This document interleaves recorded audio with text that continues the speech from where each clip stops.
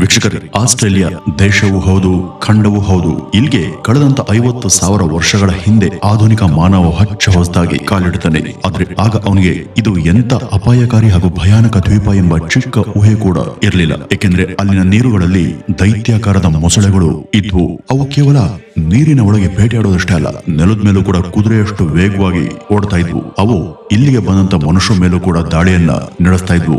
ಮನುಷ್ಯನ ಅಟ್ಟಾಡಿಸ್ಕೊಂಡು ಬಂದು ಹಿಡಿದು ತಿಂತಾ ಇದ್ದುದು ಕೂಡ ಉಂಟು. ಕೆಲವರು ಅವುಗಳ ಭಯದಿಂದಾಗಿ ಮರ ಹತ್ತಿ ತಮ್ಮ ಜೀವವನ್ನ ಉಳಿಸ್ಕೊಳ್ತಿದ್ರು. ಅವತ್ತಿನ ಆಸ್ಟ್ರೇಲಿಯಾ ಇಂಥ ಸಾಕಷ್ಟು ಭಯವನ್ನ ಉಂಟು ಮಾಡುವಂತ ಅಪಾಯಕಾರಿಯಾದಂತ ದೈತ್ಯ ಜೀವಿಗಳ ಆವಾಸ ಸ್ಥಾನ ಆಗಿತ್ತು. ಆದ್ರೆ ಈಗಿನ ಆಸ್ಟ್ರೇಲಿಯಾ ಸಾಕಷ್ಟು ಸುಧಾರಿಸಿದೆ. ಆದ್ರೆ ಇಲ್ಲಿಂದ 50,000 ವರ್ಷಗಳ ಹಿಂದೆ ಅದರ ಸ್ಥಿತಿ ಈ ರೀತಿ ಇರಲಿಲ್ಲ. ಆಗದು ಮನುಷ್ಯರ ವಾಸಕ್ಕೆ ಯೋಗ್ಯವಲ್ಲದಂತ ಡೇಂಜರಸ್ ಜಾಗ ಆಗಿತ್ತು. ಆಗ ಇಡೀ ಭೂಮಿಯಲ್ಲಿ ಈ ಒಂದು ಜಾಗ ಭಯಂಕರವಾದಂತ ಸ್ಥಳ ಆಗಿತ್ತು. ವೀಕ್ಷಕರೇ, ಆಸ್ಟ್ರೇಲಿಯಾ ದೇಶದಲ್ಲಿ ಈ ಹಿಂದೆ ವಾಸ ಇದ್ದಂತ ಹಿಸ್ಟಾರಿಕ್ ಜೀವಿಗಳ ಬಗ್ಗೆ ಗೊತ್ತಾದರೆ ನಿಮ್ಗೆ ನಿಜಕ್ಕೂ ಅಚ್ಚರಿ ಆಗುತ್ತೆ. ನೀರಲ್ಲಿ ಇದ್ದಂತ ದೊಡ್ಡ ಗಾತ್ರದ ಮೊಸಳೆಗಳು ಇಲ್ಲಿ ಇದ್ದಂತ ಬೇರೆ ಬೇರೆ ಭಯಾನಕ ಜೀವಿಗಳಲ್ಲಿ ಒಂದು ಸಣ್ಣ ಉದಾಹರಣೆ ಅಷ್ಟೇ. ಬನ್ನಿ ವೀಕ್ಷಕರೇ, ಇವತ್ತಿನ ಈ ಒಂದು ವಿಡಿಯೋದಲ್ಲಿ ಸಾವಿರಾರು ವರ್ಷಗಳ ಕೆಳಗೆ ಆಸ್ಟ್ರೇಲಿಯಾ ದೇಶವನ್ನು ತಮ್ಮ ಮನೆ ಮಾಡಿಕೊಂಡಿದ್ದಂತ ಅದರ ಕೆಲವೊಂದು ಭಯಾನಕ ಐತಿಹಾಸಿಕ ಜೀವಿಗಳ ಬಗ್ಗೆ ಈ ಒಂದು ವಿಡಿಯೋದಲ್ಲಿ ರೋಚಕವಾಗಿ ತಿಳಿದು ಹೋಗೋಣ. ವೀಕ್ಷಕರೇ, ಇವತ್ತು ಕೂಡ ಆಸ್ಟ್ರೇಲಿಯಾ ದೇಶ 95% ಖಾಲಿ ಇದೆ. ಅಲ್ಲೆಲ್ಲೂ ಕೂಡ ಮಾನವರ ಸುಳಿವಿಲ್ಲ. ಏಕೆಂದ್ರೆ ಅಲ್ಲಿ ಮನುಷ್ಯರು ಸರ್ವೈವ್ ಆಗೋದು ಕಷ್ಟ. ಇವತ್ತು ಆಸ್ಟ್ರೇಲಿಯಾದ 35% ಜಾಗ ಬರೀ ಮರಳುಗಾಡಿದೆ.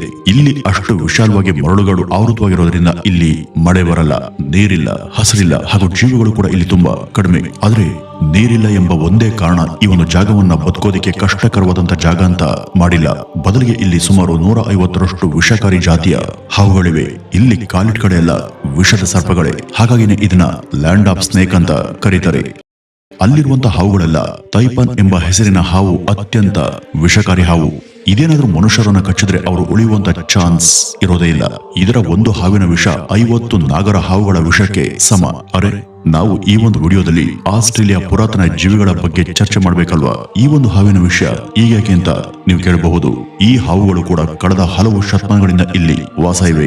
ಇವತ್ತು ಕೂಡ ಇಲ್ಲಿ ಇಂಥ ವಿಷದ ಮತ್ತು ಅಪಾಯಕಾರಿ ಜೀವಿಗಳು ಇದ್ದಾವೆ ಅಂದ್ರೆ ಇನ್ನು 50,000 ವರ್ಷಗಳ ಕೆಳಗೆ ಇಲ್ಲಿ ಇನ್ನೆಂತ ಜೀವಿಗಳು ಇರಬೇಕು ಅಂತ ನೀವೇ ಒಂದ್ಸಲ ಅಂದಾಜ್ ಮಾಡಿ. ಕ್ವಿಂಕನ ಎಂಬ ಹೆಸರಿನ ಒಂದು ದೊಡ್ಡ ಜೀವಿ ಇತ್ತು. ಇದೊಂದು ದೈತ್ಯಾಕಾರದ ಮೊಸಳೆ. ಈ ಒಂದು ಜಲಚರ ಈಗಿನ ಮೊಸಳೆಗಳ ಹಾಗೆ ಹೆಚ್ಚು ಕಾಲ ಬರೀ ನೀರಲ್ಲಿ ಇರುವಂತದಲ್ಲ.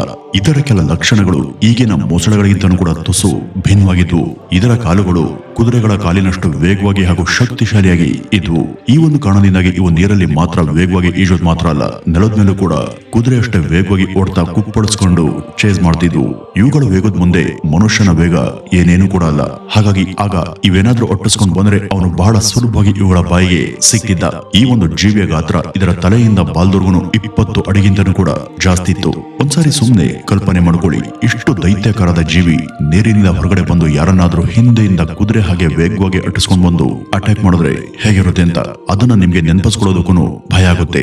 ಆದ್ರೆ ಆಗಿನ ಆಸ್ಟ್ರೇಲಿಯಾದ ಮಾನವರಿಗೆ ಇದ್ದಂತ ಭಯ ಈ ಒಂದು ಜೀವಿ ಮಾತ್ರ ಅಲ್ಲ. ಇದರ ಜೊತೆ ಆಗ ಇನ್ನೂ ಕೂಡ ಒಂದು ದೊಡ್ಡ ಜೀವಿ ಇತ್ತು. ಅದೇ ಮೆಗಾಲಾನಿಯಾ ಎಂಬ ರಫ್ಟಲ್ ಜಾತಿಯ ಜೀವಿ. ಇದು ದೊಡ್ಡ ಗಾತ್ರದ ಹಲ್ಲಿ ಅಥವಾ ಉಡದಂತೆ ಕಾಣ್ತಿತ್ತು.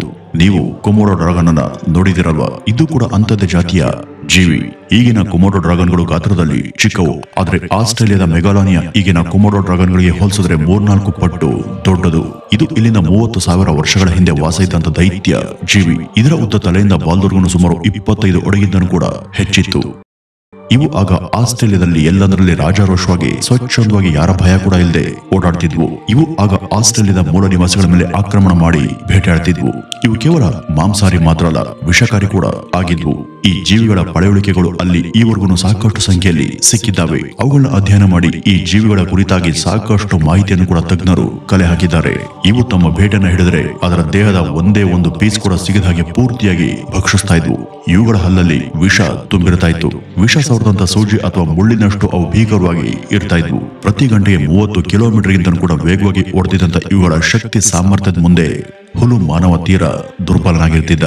ಇವು ನೆಲದ ಮೇಲೆ ಜೋರಾಗಿ ಓಡ್ತಾ ಇದ್ದದ್ದು ಮಾತ್ರವಲ್ಲದೆ ಮರಗಳನ್ನು ಕೂಡ ವೇಗವಾಗಿ ಹತ್ತಿ ಬೇಟೆಯಾಡ್ತಿದ್ವು. ಹೀಗಾಗಿ ಇವುಗಳ ದೃಷ್ಟಿಗೆ ಬಿದ್ದ ಯಾವುದೇ ಬೇಟೆ ಸುಲಭವಾಗಿ ಇವುಗಳಿಂದ ತಪ್ಪಿಸಿಕೊಳ್ಳೋದಕ್ಕೆ ಸಾಧ್ಯನೇ ಇರ್ತಿರ್ಲಿಲ್ಲ.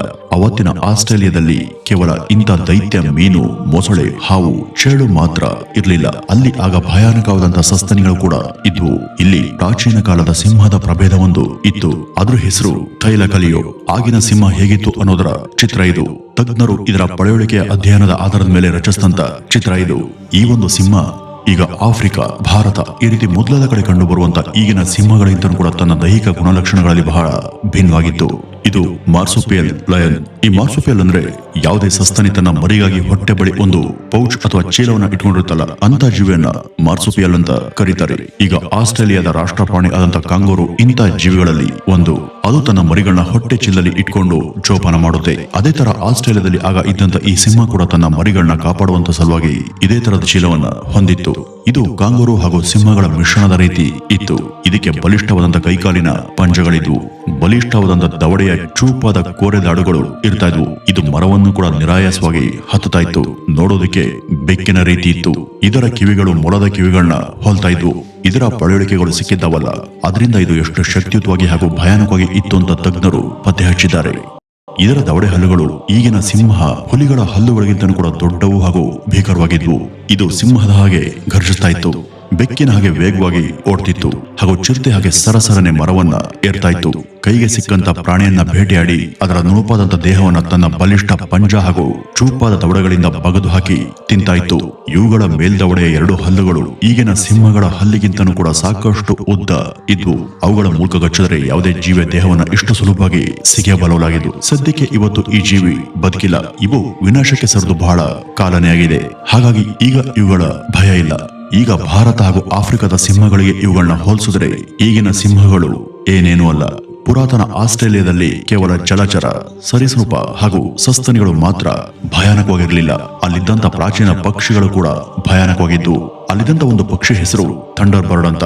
ಈ ಒಂದು ಪಕ್ಷಿ ಈಗಿನ ಯಾವುದೇ ದೊಡ್ಡ ಗಾತ್ರದ ಪಕ್ಷಿಗಿಂತ ಕೂಡ ಗಾತ್ರದಲ್ಲಿ 4-5 ಪಟ್ಟು ಇದು ಬಹಳ ಮೇಲಕ್ಕೆ ಹಾರ್ತಿರ್ಲಿಲ್ಲ. ತನ್ನ ದೇಹದ ಭಾರಿ ತೂಕದಿಂದಾಗಿ ಇದಕ್ಕೆ ಹೆಚ್ಚು ಮೇಲೆ ಹಾರೋದಕ್ಕೆ ಸಾಧ್ಯ ಆಗ್ತಿರ್ಲಿಲ್ಲ. ಇದರ ಎತ್ತರ ಸುಮಾರು 10-12 ಅಡಿಗಳಷ್ಟಿತ್ತು.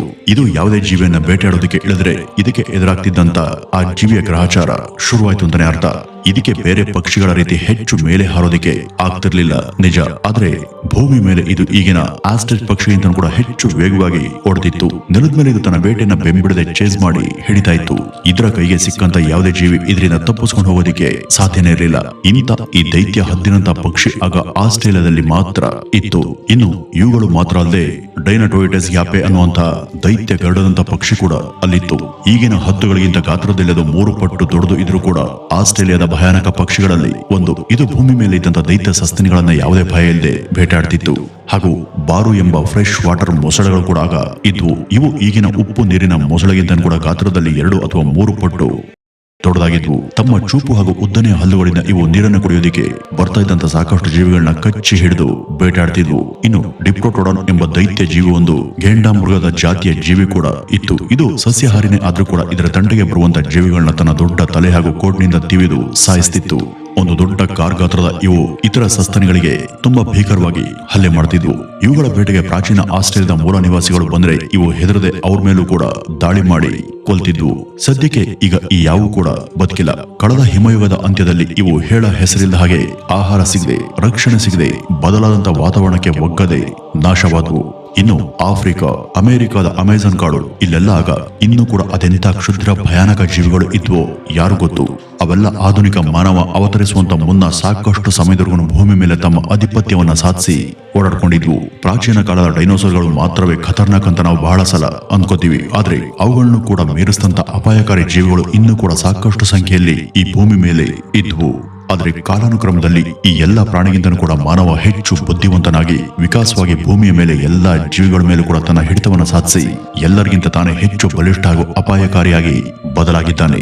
ಅವನು ತನ್ನ ಬುದ್ಧಿಬಲ ಹಾಗೂ ಕುತಂತ್ರ ಬುದ್ಧಿಯಿಂದಾಗಿ ಶತ್ರುವನ್ನ ಸುಲಭವಾಗಿ ಮೋಸಗೊಳಿಸಿ ನಾಶ ಮಾಡಬಲ್ಲ. ಪ್ರಾಣಿಗಳಾದರೂ ಕೇವಲ ತಮ್ಮ ಹಸಿವಿಗಾಗಿ ಬೇಟೆಯಾಡ್ತವೆ, ಆತ್ಮ ರಕ್ಷಣೆಗಾಗಿ ದಾಳಿ ಮಾಡ್ತವೆ. ಆದ್ರೆ ಮನುಷ್ಯ ಹೊಟ್ಟೆ ತುಂಬುದರೂ ಕೂಡ ತನ್ನ ದಾಳಿಯನ್ನ ಮಾತ್ರ ನಿಲ್ಲಿಸಲ್ಲ ಅಂತ ಹೇಳ್ತಾ ಇವತ್ತಿನ ಈ ಒಂದು ವಿಡಿಯೋವನ್ನ ಇಲ್ಲಿಗೆ ಮುಗಿಸೋಣ. ನಮಸ್ಕಾರ.